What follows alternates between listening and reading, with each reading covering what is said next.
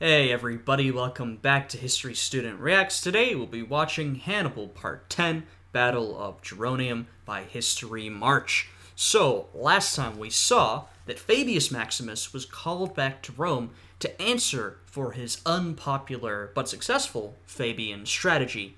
In his absence, Marcus Minucius took control over the army. He pushed towards Hannibal and won a couple of skirmishes.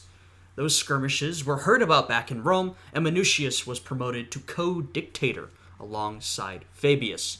Now with his new position, Minucius has decided that, unlike Fabius, who continues to hold back, trying to win a war of attrition, he will take the fight directly to Hannibal.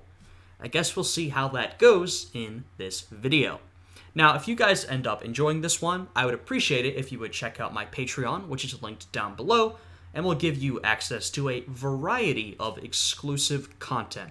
Anyway, with all of that out of the way, let's jump right into this reaction. And as we saw last time, Minucius and Fabius have now basically separated command. This is the issue with having two co-dictators, co-commanders, especially if those two don't agree. They are now basically commanding the army separately, which is causing issues. Just as the sun rose over the plain beneath Geronium, the guards woke up Minucius. Hannibal was just outside the camp. Uh-oh. For the second time, Hannibal positioned himself on the ridge, from where he could observe all activities in the Roman camp. Minucius was not about to allow him to control the engagement. Of course not. The Romans advanced confidently, having previously driven Hannibal back from the same ridge. Yep. Minucius ain't gonna let Hannibal have his ridge. He's thinking, we've already driven Hannibal back from this same ridge. I'm confident that we can defeat him again. Now, Fabius would probably tell him, hey, Minucius, why don't you remember the countless other battles where Hannibal showed up, drew his opposing Roman army in, and then managed to defeat them with some sort of scheme or plan? And I'm sure Minucius would respond, we've defeated Hannibal in a few skirmishes before, we've won victories against him, I can do it today. Maybe you can't, Fabius, but you're not the sort of commander that I am. I guess we'll see who's right. In my opinion, I'd have to go with Fabius. I'm very worried that Minucius is walking himself into another Roman defeat, just like many of his predecessors have. And forced him to retreat to his main camp. Minucius was now determined to finish the job. Of course. But this time, Hannibal was ready. Uh-oh. As the Roman light infantry crashed into the Carthaginian line, it seemed like their push will again drive back the enemy. But just as his men began giving ground, Hannibal reinforced the line with troops hiding just beyond the ridge. Another line of troops hidden in the environment. Who could have seen this coming? It's not like Hannibal does this in almost every major battle we've seen, is it? Minucius responded by sending the Roman and allied cavalry up the hill. From his vantage point, it seemed that the Carthaginians have just about enough men to hold off his light infantry, and he was determined to break the stalemate. But as the Roman cavalry closed in, Hannibal called upon his Numidian and Spanish riders, who poured over the ridge. And, those Spanish riders will be very talented and experienced as well, but those Numidian cavalry, some of the best in the world at this point. What seemed until now like another skirmish turned into a proper battle. Outnumbered, the Roman line quickly lost ground and was pushed back down the hill.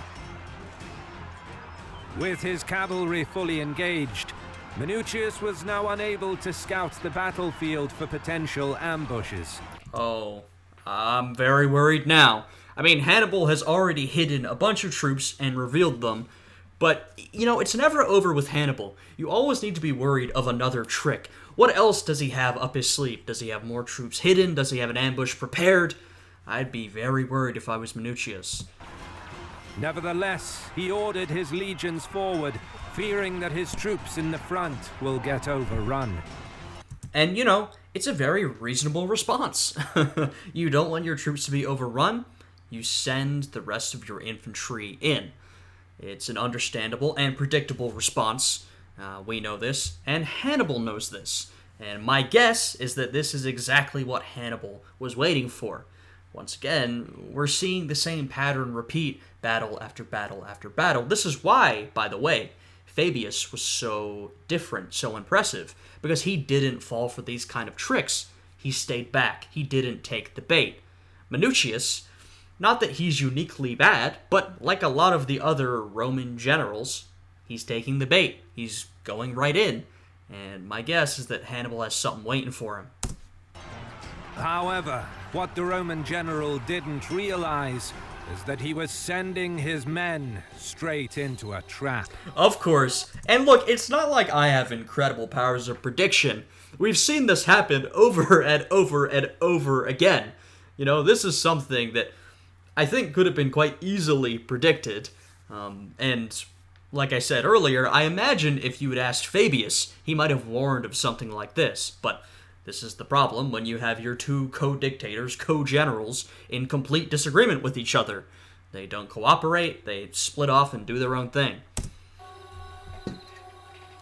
During the previous night, Hannibal led 5,000 Libyans and up to 1,000 cavalry, dispersing his men in groups of 200 to 300, ordering them to conceal themselves in the ravines, hollows, stream beds, and tree lines to the north and south of the ridge. This is just a classic Hannibal strategy.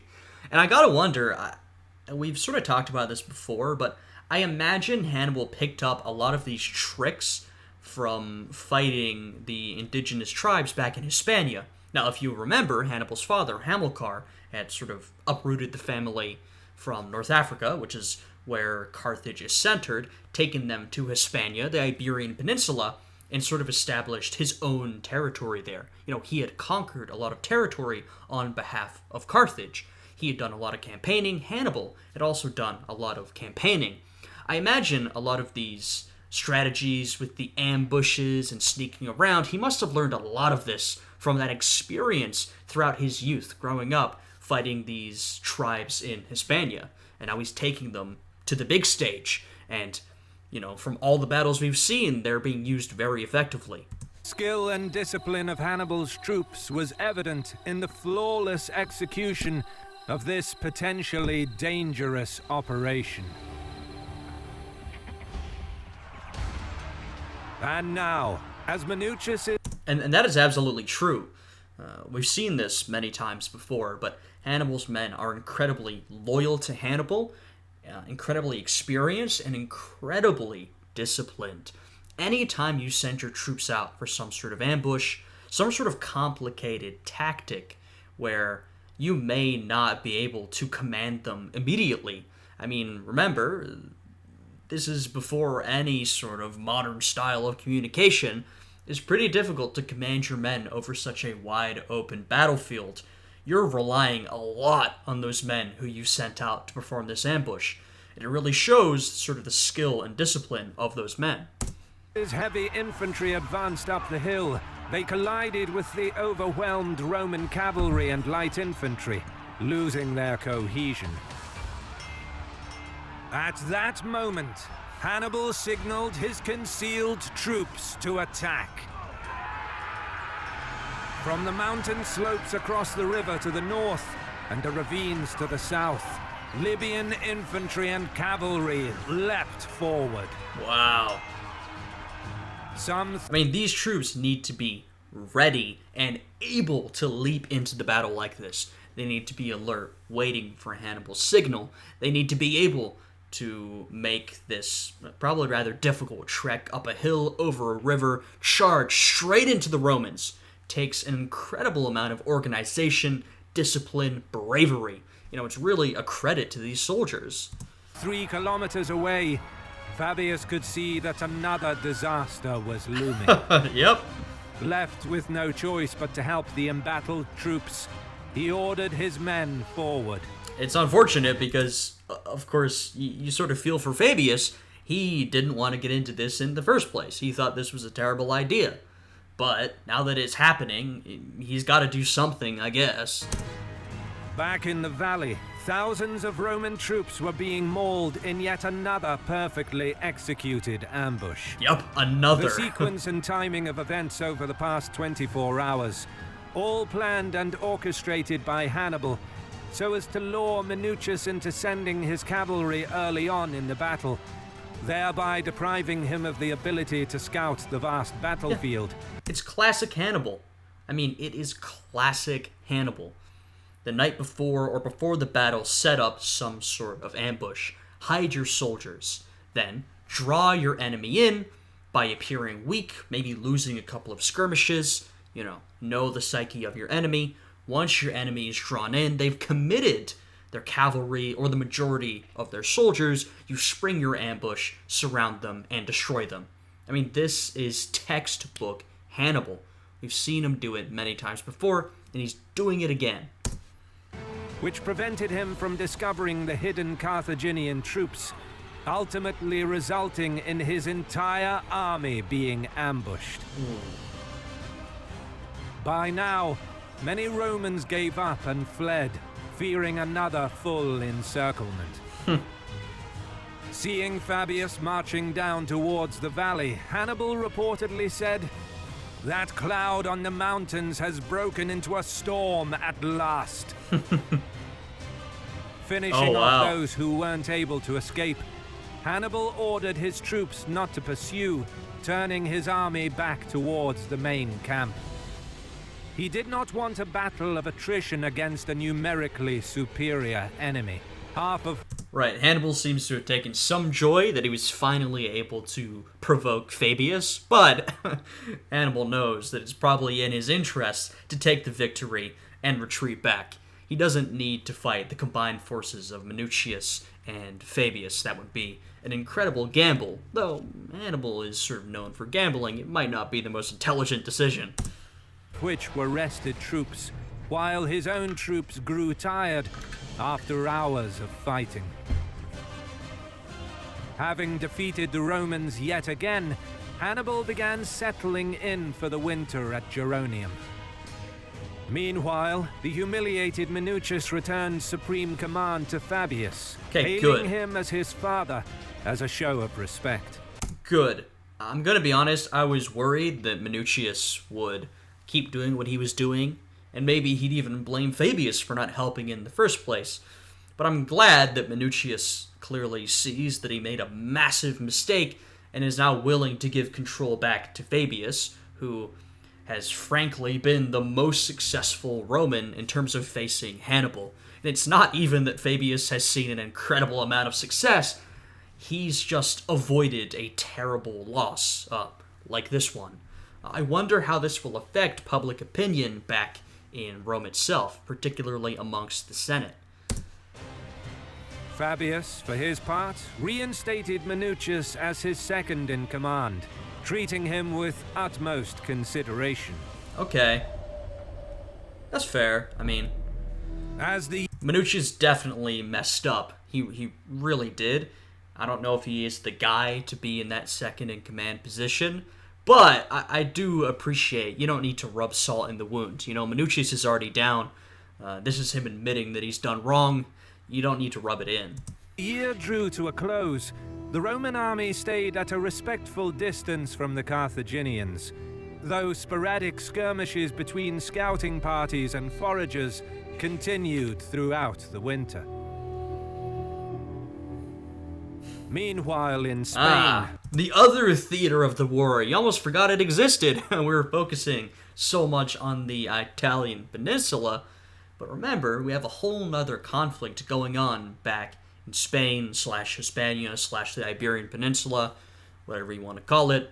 We have a couple of the Scipios fighting against Hasdrubal. And they've been seeing a lot more success than the Romans have in Italy because, Hannibal isn't there. The Roman strategy of putting more pressure on Carthage continued, as the Scipio brothers pushed south of the Ebro for the first time, successfully persuading a handful of Iberian tribes to join the Roman cause. And this is why, by the way, we've talked about, now in several episodes, some of the reasons why Hannibal might not have marched on Rome, and there's still some debate, and people have a lot of opinions on it. They think he should have, or they think he shouldn't have. But one of the reasons is that the war is wider than just the Italian peninsula, We have, of course, Carthage's home base in North Africa. We have the fighting going on in the Iberian Peninsula at the moment, and we have naval engagements throughout sort of the Western Mediterranean. There are other regions to think about than just Italy. There's more to consider, and we're seeing that here. Hannibal is winning a lot of impressive victories in Italy itself, but the Romans are putting on the pressure against the Carthaginians elsewhere. This caused grave concern for the Carthaginian authorities, who sought to restore their popularity with the tribes by organizing the return of the hostage children belonging to the tribal nobility, until now held at Saguntum to keep the Iberians loyal. Oh. The Punic commander of the city entrusted an influential Iberian noble, Abelox, with returning the hostage children to their parents. And, I'm really not sure how much loyalty these Iberian tribes would have to the Carthaginians. Like I mentioned, a lot of the area you see in green right now was conquered by Hannibal's father, Hamilcar. So we're not talking about that long ago. A lot of these tribes have not been under Carthaginian control for that long, and so that loyalty may not be that strong. We saw when Hannibal marched across the Alps, a lot of those Gallic tribes in the Po Valley, which Rome had only recently conquered, had very little loyalty to Rome. We have sort of a similar situation here of basically newly conquered territory that has still not been fully subjugated by these big empires, whether we're talking about Carthage and Iberia or Rome and the Po Valley. However, in a stroke of luck for the Romans, Abelox instead brought the children to them as gifts and was handsomely rewarded. Wow. The Scipio brothers subsequently took it upon themselves to return the children to several tribal leaders, taking credit for their rescue. This resulted in massive support for the Roman cause from the Iberian tribes between Saguntum and the Ebro. Wow. Back in Italy, Fabius's 6-month term expired, and the Senate did not renew his dictatorial powers, Oh, man. giving temporary command to consuls Servilus Geminus and Marcus Attilis Regulus. That's a real shame, I mean, I know that Fabius has been incredibly unpopular with the Roman Senate, but a little bit of me hoped after the loss at Geronium they would see the error of their ways and put their faith back into Fabius. Of course, I shouldn't have hoped. That was too much. They still feel exactly the same way. And once again, I talk about the position of dictator. When we think about the word dictator these days, you might think of a sort of all-powerful tyrant, but there were restrictions on the position, as we're seeing right here. These dictators, like Fabius and Minucius when he was dictator, are absolutely not all-powerful. Until the following elections resumed in just a few months' time. And now, as the year 216 BC rolled around, a Roman army of unprecedented size was being raised, as the Senate prepared to mount a major effort to engage and destroy Hannibal once and for all. Alright, so the Senate has looked at what's happened, and there are a couple of ways to look at it. Fabius looks at all the losses the Romans have faced against Hannibal, and he says, we're doing things the wrong way. We cannot approach him in a pitched battle. We need to do something different, and that's what he's tried. The Roman Senate looks at this, and they say, we need to throw more men at Hannibal. The issue isn't the strategy. It's the amount of manpower. We need to keep trying again and again and again. Well, I guess we'll see if that works out. Didn't work out for Minucius. Credit goes to our awesome patrons who make videos like this. Alright, fantastic.